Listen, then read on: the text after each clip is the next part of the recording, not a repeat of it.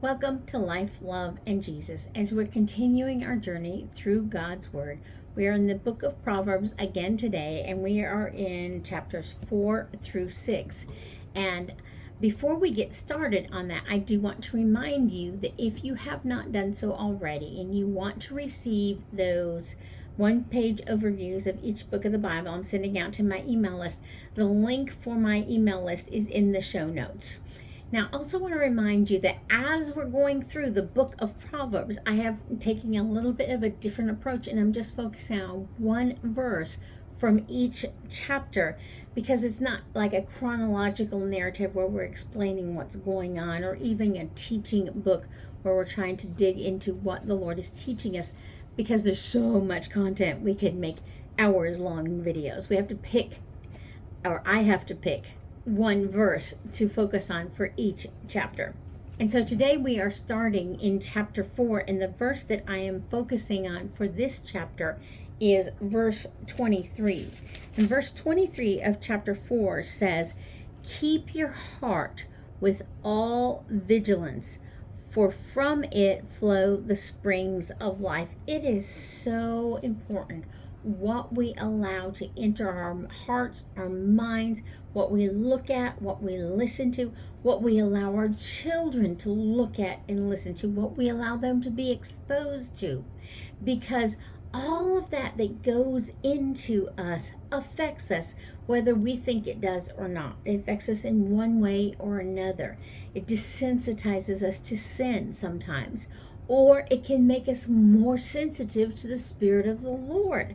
So we have to choose what goes in, and that's what this verse is talking about. Guard your heart, keep your heart. On the medieval castles where there was a drawbridge that would come up and go down, you need to have that drawbridge closed and that gate closed, and just you choose what you let in instead of just having it open all the time and anything can come in, because the culture around us is mostly not a godly influence. So we need to be careful, we need to be on our guard, and we need to do the same for our children. And then in chapter 5, the verse that I'm focusing on is verse 21. And verse 21 says, "For a man's ways are before the eyes of the Lord, and he ponders all his paths."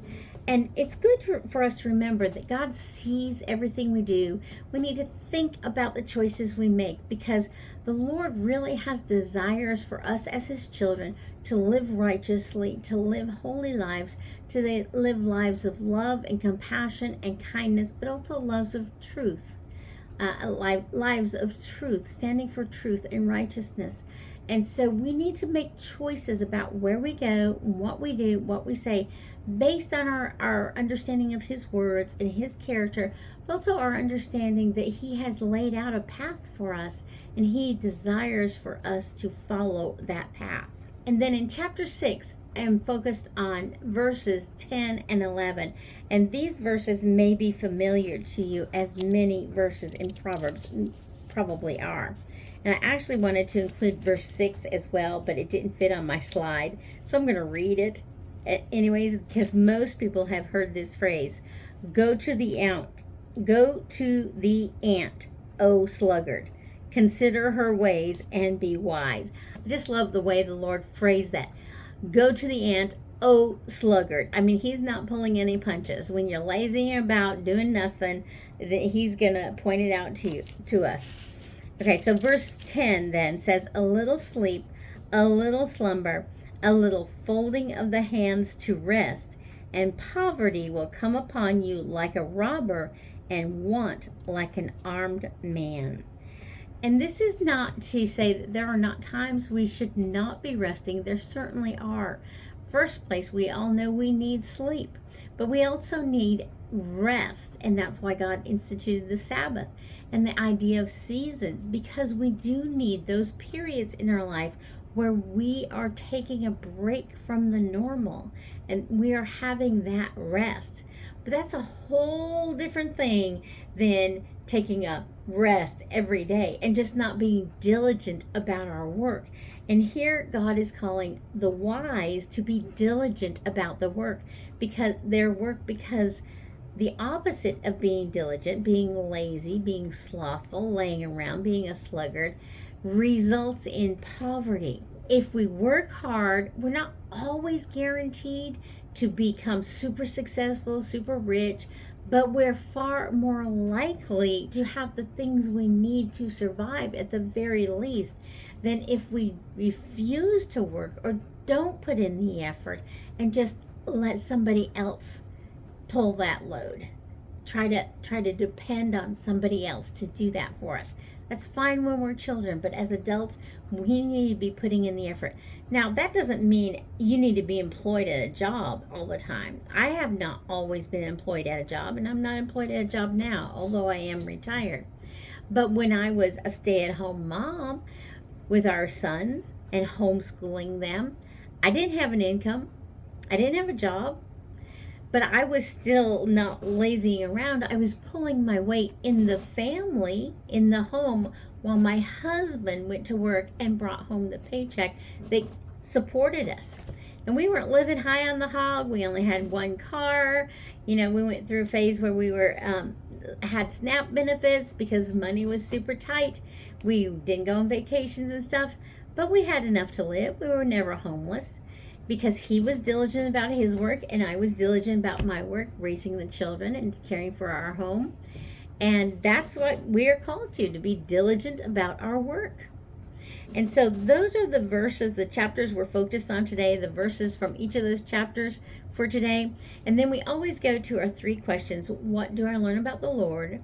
What do I learn about myself? And what do I need to obey, change, or do because of what I've read in God's Word today? And I do hope that you are keeping a journal and answering these questions for yourself. And I am just going to read my answer to question number 2. What do I learn about myself? I need the reminders of the benefits of wisdom and righteousness, as well as the warnings against foolishness and wickedness. My need for these, however, decreases as I live wisely and righteously, and therefore experience the fruit they bring personally. It decreases, but it never goes away. All I'm saying there to myself really is I've been walking with the Lord for many, many years, and I've learned a lot of these things in His Word are true, they're trustworthy, and it's a good way to live my life. But at the beginning of this journey, I didn't know that. I didn't know that in an experiential way.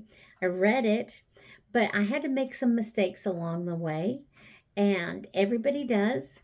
And learning from my mistakes and learning and seeing the faithfulness of God and the results of choosing to live my life according to the wisdom in His Word and how those results are better teaches me to follow more and more closely His way and His path as I go through life. We all learn and grow, and I'm grateful for the opportunity because His mercies are new every morning. So what are you writing in your journal? That's the content. That's my answers for my question. What are your answers? Please meet me back here tomorrow again as we continue through the book of Proverbs, looking at what it means to live wisely, especially in our culture in this day and age in the 21st century. Thank you for joining me again. Please like and subscribe and share this video with your friends and family. I'll look forward to seeing you back here again tomorrow.